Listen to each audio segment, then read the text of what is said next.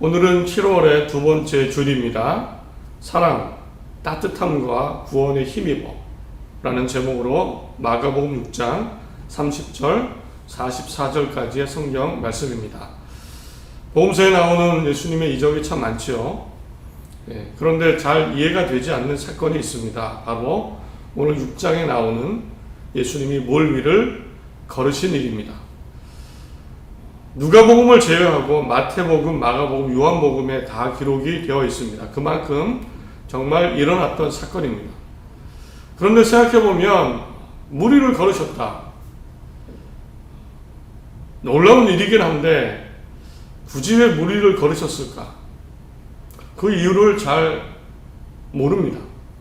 다른 기적들은 죽은 아이를 살리시고 병을 고치시고 귀신을 내쫓아 주시고 이런 사람들을 회복하시고 가정을 회복하시는 놀라운 중요한 목적이 있습니다. 확실한 목적이 있습니다. 그런데 물 위를 걸으셨다. 아무도 볼 수 없는 새벽 4시쯤에 물 위를 걸어가신 겁니다. 얼핏 보면 왜 그러셨을까? 필요하지 않은 마치 예수님이 능력을 자랑하시는 것 같은 그런 사건이기도 합니다. 오늘은 예수님이 바로 이렇게 물 위를 걸으신 사건과 연결되어 있습니다. 사실 이해하면 예수님 때문에 많이 힘이 됩니다. 내 구원 때문에 힘이 납니다. 구원의 자부심이 느껴집니다. 오늘 함께 나누면서 우리 모두가 어쩌면 힘든 위기, 힘든 시기를 살고 있습니다. 힘을 얻고 위로와 용기를 얻는 그런 시간 되시기를 간절히 바랍니다. 오늘 마가복음 6장을 제자들 중심으로 한번 보겠습니다. 제자들을 바라보는 겁니다. 이제 예수님께서 제자들에게 말씀하셨습니다. 여러 마을로 가서 이제 복음, 하나님의 나라, 회개를 전파하라. 임무를 주시고 둘씩 짝을 찌으셔서 보내셨습니다. 보내시기 전에 귀신을 제어하는 권능도 주셨고 가서는 아무 걱정하지 마라. 여행할 때 지팡이와 신발 한 켤레만 가지고 가라. 양식이나 배낭이나 돈이나 아무것도 가지지 마라. 옷도 한 벌만 가지고 가라. 가서 최선을 다해서 나를 영접하는 곳에 가서 회개와 하나님의 나라를 전해라. 이렇게 둘씩 짝을 지어서 보내셨습니다. 시간이 흘렀습니다. 가서 열심히, 때로는 영접을 안 하는 사람도 있겠죠. 거부하는 사람도 있었을 겁니다. 여러 집을 다니며 병자를 고치고 귀신을 내쫓고 회개를 전하고 열심히 전도하고 하나님 나라 전하다가 돌아왔습니다. 30절 드디어 돌아왔습니다. 제자들이 돌아와서는 자기들이 했던 일들, 가르친 내용들을 아주 보고를 열심히 합니다. 많은 일들이 있었고 최선을 다했기 때문에 보고드릴, 말씀드릴 내용이 참 많았던 것 같습니다. 30절에 사도들이 예수께 모여 자기들이 행한 것과 가르친 것을 낱낱이 구하니 자세하게 말씀드렸습니다. 자, 이제 보겠습니다. 첫 번째로 예수님의 모습을 한번 봅니다. 열심히 사역하고 하나님 나라 전하고 회개를 선포하고 제자들이 돌아왔습니다. 예수님이 제자들에게 어떤 말씀하셨을까요? 당연히 칭찬하셨겠죠. 격려하시고 잘했다고 하셨을 겁니다. 그리고 또 뭐라고 하셨을까요? 31절에 그런데 이렇게 쓰여 있습니다. 이르시되 너희는 따로 한적한 곳에 가서 잠깐 쉬어라 하시니 이는 오고 가는 사람이 많아 음식 먹을 겨를도 없습니다. 예수님은 열심히 회개를 전하고 열심히 사역하고 돌아온 제자들에게 하신 말씀은요, 하신 생각은요, 쉬게 해야겠다. 밥을 먹여야겠다. 사람들이 너무 많아서 밥 먹을 시간, 장소, 여건이 허락이 안 됩니다. 그래서요, 밥을 먹어야 되겠다. 밥을 먹여야 되겠다. 배고플 텐데. 이 생각을 하신 겁니다. 그러시고는 굳이 다시 배를 타신 겁니다. 사실은 제자들 때문에 타셨던 것 같아요. 한적한 곳으로 가셔서 제자들을 좀 쉬게 하고 배가 고프니까 밥을 먹이시려. 32절에 이에 배를 타고 따로 한적한 곳에 갈새. 우리는 이 예수님의 모습에서 한 가지를 분명하게 발견합니다. 예수님이 가지고 계신 가치입니다. 그것은요, 예수님은 정말로 사람 한 사람 한 사람을 인간적으로 이해하셨습니다. 인간적으로. 육체적으로도 이해하셨습니다. 그리고 정말 그것을 이해하셨고 소중히 여기시고 행동하셨습니다. 예수님이 지금 위대하신 그 구원의 역사를, 인류 역사를 이루어 가시는 길입니다. 얼마나 위대한 사건입니까? 영원히 구원받는 놀라운 사건입니다. 이것과 비교되는 게 있습니까? 그런데 이 구원 사역 중에서도 제자들이 배고파하는 것, 피곤한 것 보셨고 이것을 무시하지 않으셨습니다. 해결해 주시기 위해 배를 타신 겁니다. 행동하셨습니다. 우리조차도 이렇지 않습니까? 복음을 위해 헌신하고 희생하는 거 당연한 거지. 어차피 죽으면 천국 영생이 있잖아. 천국 가서 상 받자. 혹 이렇게 생각할 수도 있습니다. 더 열심히 해라. 최선을 다했다. 멈추지 말고 계속 사역하고 일하고 복음 전하자.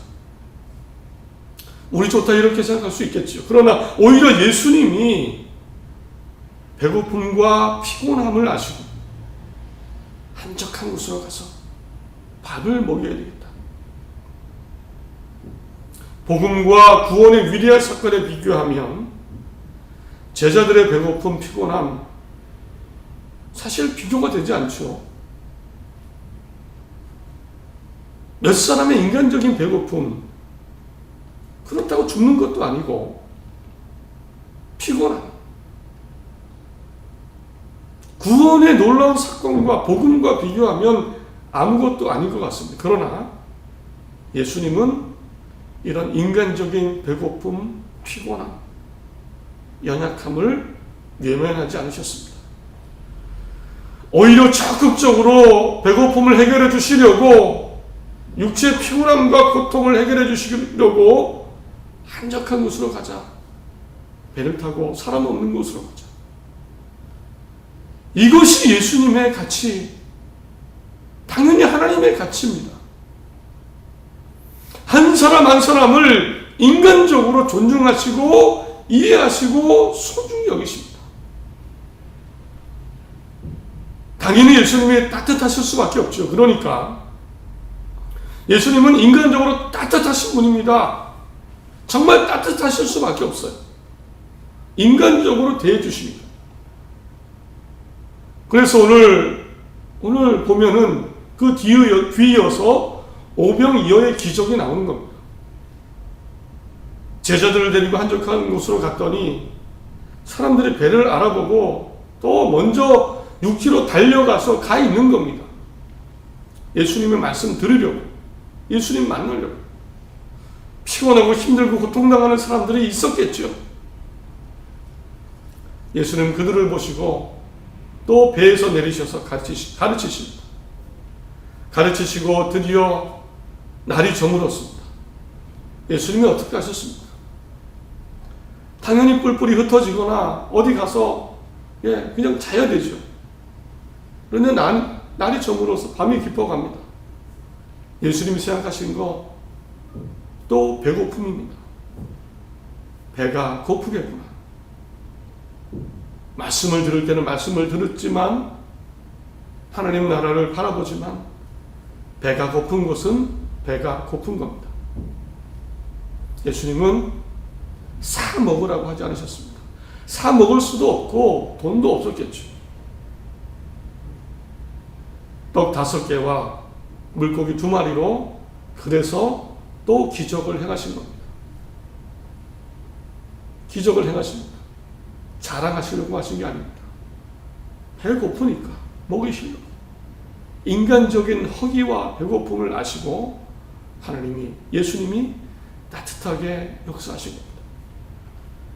이처럼 내가 믿는 예수님, 그 예수님을 보내신 하나님은 이런 분이십니다. 한 사람 한 사람의 가치, 인간적인 가치를 이해하고 계십니다. 이해하고 아시고 계십니다. 그리고 그 가운데 역사하시는 분입니다. 너 어차피 죽으면 구원이잖아, 너 천국이잖아 라고 외면하지 않으십니다. 우리의 연약함과 배고픔의 고통을 아시고 육체의 힘듦을 아시고 역사하시는 따뜻하신 분입니다. 그러므로 우리 힘을 내야 할 줄 믿습니다. 힘을 내야 합니다. 인생의 고통을 없앨 수는 없죠. 그러나 하나님이 계시고 이런 인간적으로 따뜻하신 예수님을 우리가 믿고 있습니다. 그 고통의 문제를 알고 역사하시는 그 주님이 계십니다. 바울은 이렇게 얘기했습니다. 로마서 8장 31절에 그런즉 이 일에 우리가 무슨 말 하리요? 만일 하나님이 우리를 위하시면 누가 우리를 대적하리요? 힘을 내시기 바랍니다. 하나님을 의지하시고 예수 그리스도의 따뜻함인 인간적인 사랑, 따뜻함을 의지하시고 기억하시고 기도하시며 간구하시며 힘내어 주어진 삶을 살아나가는 우리 모두가 되시기를 간절히 바랍니다. 따뜻한 사람이 사랑과 은혜가 우리 가정과 교회와 또 사람들 가운데 분명히 역사함을 믿고 소망합니다. 그런데 예수님은요, 사람들을 위해서 사실은 우리가 예수님의 하나님의 따뜻함 때문에 힘을 얻죠. 그 인간적인 따뜻한 사랑 때문에 힘이 납니다. 그런데 예수님은요, 사람들을 위해서, 나를 위해서 정말 최선을 다하신 또 한 가지가 있습니다. 세상의 배고픔 가운데 역사하셨는데 그것뿐만 아닙니다. 바로 깨끗한 복음, 구원을 위해서도, 구원을 이루시기 위해서도 최선을 다하셨습니다. 왜냐하면요, 사실 구원이 가장 좋은 것 아닙니까? 구원을 위해서도 최선을 다해서 이루시려고 하셨습니다. 왜냐하면 나에게, 사람들에게 가장 따뜻한 것, 가장 좋은 것, 영원한 생명, 구원이시기 때문에, 구원이기 때문에 이것을 주려고 하신 겁니다. 완성하고 그 길을 열어주신 겁니다. 오병의 이어의 기적, 5,000명을 먹이셨습니다. 6장 오늘. 군중들이 몰려들었습니다. 그런데 군중들 중에는 좀 이상한 사람들이 있었습니다. 이것을 아신 예수님은 이전과 좀 다르게 행동하십니다. 45절입니다. 예수께서 즉시 제자들을 재촉하사 오병이어의 기적이 끝난 다음입니다. 자기가 무리를 보내는 동안에 배를 타고 앞서 건너편 벳세다로 가게 하시고, 예수님이 이상하게 제자들을 재촉하시는 겁니다. 빨리빨리 서둘러. 제자들을 먼저 배에 태우십니다. 먼저 배를 타고 건너편 벳세다로 가 있어라. 예전하고 틀리십니다.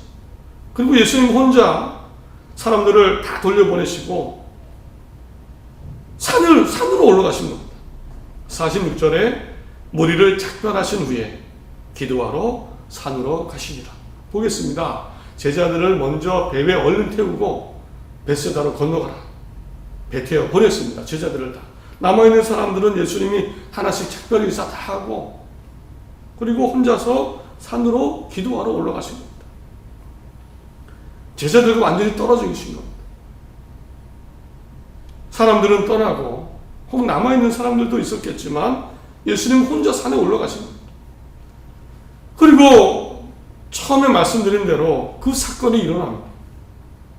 예수님이 무리를 걷는 사건이 일어나요. 밤이 깊었고 아무도 눈치를 챌 수 없는 새벽 4시경입니다.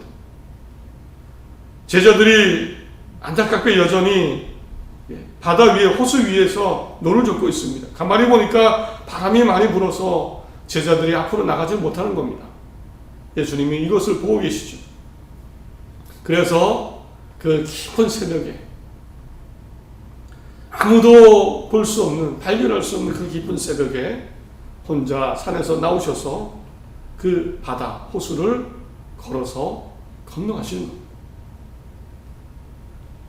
배에서 노를 젓는 제자들을 보시려고 하셨는지 잠시 배에 다가가셨다가 배를 지나쳐서 가시는 겁니다. 당연히 이때 제자들이 몇 명이 뭔가 알아봤죠. 뭔가 다가왔다, 사람 같은 게 다가왔다, 왔다가 물 위를 걸어가는 겁니다. 제자들이 난리가 났습니다. 예수님인지를 못 알아보고 난리가 났습니다. 유령이 나타났다고 난리가 났습니다. 그러자 먼저 가시던 예수님이 제자들이 너무 놀라니까 이렇게 말씀하십니다. 안심하라, 내니 두려워하지 말라. 이 말씀을 하시고 배 위로 올라오셨습니다. 그러자 바람이 그치고 제자들이 정말 더 놀랐습니다. 예수님이셨어? 물 위를 걸으신 분이 예수님이야. 이제 생각해 봅니다.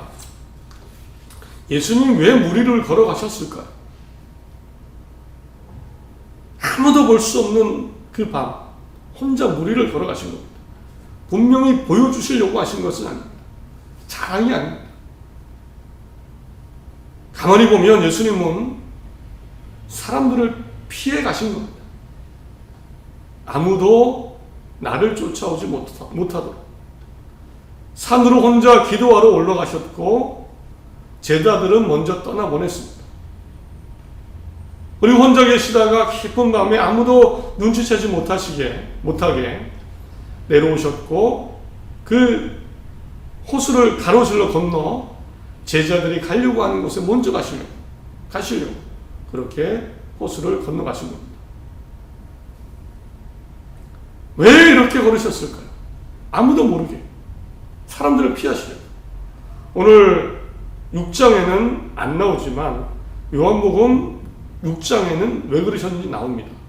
이유가 아주 정확하게 나옵니다. 왜 사람들을 피하라고 하셨는지, 따돌리려고 하셨는지 분명한 이유, 이렇게 기록되어 있습니다. 요한복음 6장 14절 15절에 그 사람들이 예수께서 행하신 이 표적을 보고 말하되 이는 참으로 세상에 오실 그 선지자라 하더라.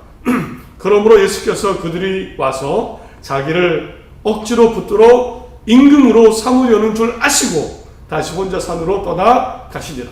이유를 보니까요, 사람들이 예수님을 아주 선지자로 생각했습니다. 대단한 사람이야. 우리 리더 삼자.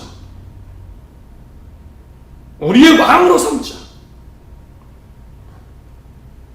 그러면 우리가 잘 될 거야. 행복하고 이 생활이 바뀔 거야. 더 이상 억압받지 않고 힘들게 살지 않고 제대로 우리도 살 수 있을 거야. 그래서 사실은 세상적인 왕, 리더, 우두머리로 삼으려고 했습니다. 그 사람들이 모여서 예수님을 졸졸 따라오는 겁니다.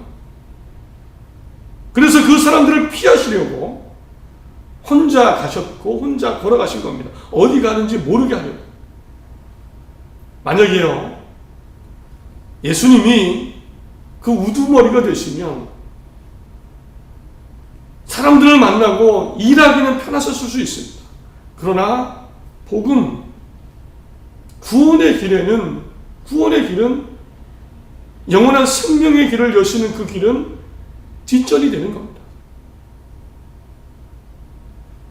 사람들의 우두머리가 되면 인기가 있고 더 힘을 쓸 수 있을지 몰라도 예수님의 복음, 구원의 길, 사람들을 위한 영원한 생명의 길에는 사실은 걸림돌이 되는 겁니다. 예수님은 이것을 아시고 거절하신 겁니다. 거절하신 겁니다.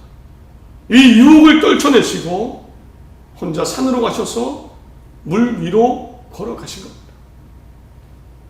예수님이 물 위를 걸으신 것은 이런 세상적인 유혹을 피하신 사건입니다. 더 우리에게 영원한 생명을 온전히 주시기 위해 최선을 다하신 모습입니다. 결코 유혹에 넘어가지 않으시고. 왜 그러셨습니까? 그 따뜻한 예수님이 보시기에 예수님이 아신 겁니다. 우리에게 가장 좋은 건 무엇입니까? 바로 영원한 생명이죠. 한 사람 한 사람에게, 제자들에게, 모든 사람들에게 따뜻한 인간적인 예수님이 보실 때 예수님도 알고 계셨습니다. 가장 좋은 것은 배고픔과 해결하는 것도 있지만 영원한 생명을 얻는 겁니다. 배고프지 않은 영원한 생명의 양식을 얻어서 구원받는 게 가장 좋은 것 아셨기 때문에 바로 이렇게 물 위를 걸으셨습니다. 예수님은 최선을 다하신 겁니다. 구원이 가장 좋은 것이고 이것을 사람들에게 주시기 위해서 최선을 다하십니다. 그러므로 우리요, 예수 그리스도 안에서 우리는 구원의 자부심을 가져야 됩니다. 가장 좋은 것을 가졌습니다. 하나님이 인정하시고 하나님이 역사하시는, 하나님이 만드신 가장 좋은 생명을 얻은 사람입니다. 생명을 가진 사람입니다. 우리는 자신감을 가져야 됩니다. 어떤 상황에 처해도 세상에 어떤 것을 가지고 못 가지더라도 우리는 내가 가는 구원의 길, 생명의 길을 바라보며 자신감을 가져야 됩니다. 생각을 잘 정리하시기 바랍니다. 내 자랑은 무엇입니까? 내가 무엇 때문에 힘이 납니까? 내가 구원 때문에, 생명 때문에, 그 따뜻한 예수 그리스도 안에서 내가 기쁨이 있습니까? 힘을 얻고 있습니까? 말씀을 뵙습니다. 지금 나의 힘은 무엇으로부터 나옵니까? 나의 위로는, 나의 소망은, 나의 평안은, 나의 기쁨은, 나의 만족은, 나의 당당함은 어디에서 나옵니까? 우리는 우리가 가진 것, 성경의 말씀대로 안개 같고 금방 사라지는 시드는 꽃과 같다는 것을 알고 있습니다. 코로나가 더 심해졌습니다. 누가 예상했을까요? 예상한 사람이 많지 않을 겁니다. 코로나뿐만 아니라 세상의 모든 것들이 사실 이렇지 않습니까? 우리가 어느 것 하나 안전한 것이 없고 완전한 것이 아무것도 없습니다. 어느 것도 우리에게 완전한 위로가 되지 못합니다. 완전한 평안과 완전한 약속이 되지 못합니다. 그러나 따뜻한 예수님이 계십니다. 인간적으로 나를 알고 계십니다. 그 예수님을 보내신 하나님이 계십니다. 우리 그 안에서, 따뜻하신 주님 안에서 믿음 가운데 위로와 힘을 얻으시기 바랍니다. 생각을 잘 정리하시고 믿음 안에 바로 세우시기 바랍니다. 아울러 동시에 우리도 이렇게 살아야 될 줄 믿습니다. 나도 예수님처럼 따뜻함으로 살기를 원합니다. 바랍니다. 그리고 내가 가진 구원의 복음, 구원의 생명, 가장 귀한 겁니다. 이것에 힘입어 다른 사람에게도 생명, 복음, 하나님의 나라를 전하는 삶이 되시기 바랍니다. 그 은혜와 강건함, 위로를 전하시기 바랍니다. 하나님께서 내 인생 가운데, 우리 가정 가운데, 교회 가운데 능력 주시고 사용하시고 함께 하실 줄 믿습니다. 새로운 한 주입니다. 예수님의 따뜻하심에 힘을 얻으시고 그 예수님을 보내신 하나님을 의지하시고 또 강건하시고 또 나도 그렇게 따뜻함으로 살아서 하나님의 기쁨이 되시고 쓰임받는 그런 삶 또 한 주 되시기를 바랍니다. 기도하겠습니다.